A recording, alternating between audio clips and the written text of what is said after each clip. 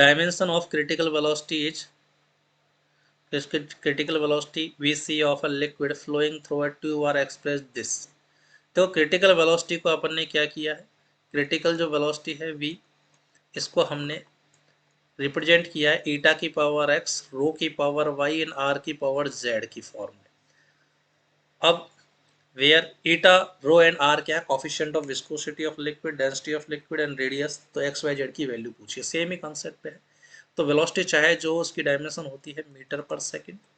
अब इनकी डायमेंशन अगर याद है तो क्वेश्चन बहुत आसानी से खत्म हो जाएगा, नहीं है तो फिर डेफिनेटली टाइम लेने वाला है। तो रो है हमारे पास डेंसिटी, और डेंसिटी की वैल्यू होती है हमारे पास मास अपॉन वॉल्यूम, तो मास केजी पर मीटर क्यूब, ये तो हो गई डेंसिटी की डायमेंशन। मीटर, रेडियस की तो मीटर। अब कोफिशिएंट ऑफ विस्कोसिटी को फाइंड करने के लिए कोई भी फॉर्मूला याद रख लो, मैं इसके फोर्स के फॉर्मूले से याद रख वैल्यू निकाल लेता हूँ इसकी। तो विस्कस फोर्स होता है eta into area into velocity gradient.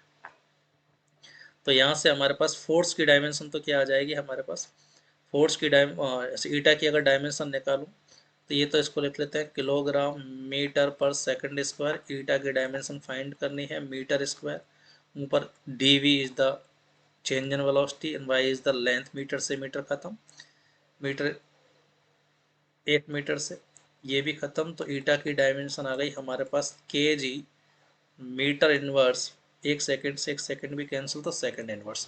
तो ईटा की डायमेंशन हो गई हमारे पास m1 l-1 t-1 और x। अब अपन को फाइंड करना है इसको, तो देखो बैलेंस कराते हैं। m की पावर x, यहाँ से m की पावर y आ गई, लेंथ की power -x -3y plus z, time की पावर केवल एक ही जगह है। तो अगर मैं पहले टाइम को कंपेरिजन कर लूँ तो -x की वैल्यू है -1, मतलब x इक्वल टू तो आ गया हमारे पास 1। ठीक है, फिर मास को कंपेयर करें तो RHS में x प्लस वाई, LHS में मास है ही नहीं, तो y की वैल्यू -x आ गई, मतलब y की वैल्यू -1। ठीक है, L को पावर को अगर बैलेंस कराएं तो x की वैल्यू है हमारे पास 1, y की जगह -1 रखेंगे तो ये प्लस का 3, तो ये आ गया हमारे पास। z की वैल्यू आ गई हमारे पास, इधर आके ऐड हो जाएगा 2, तो z की वैल्यू आ गई -1।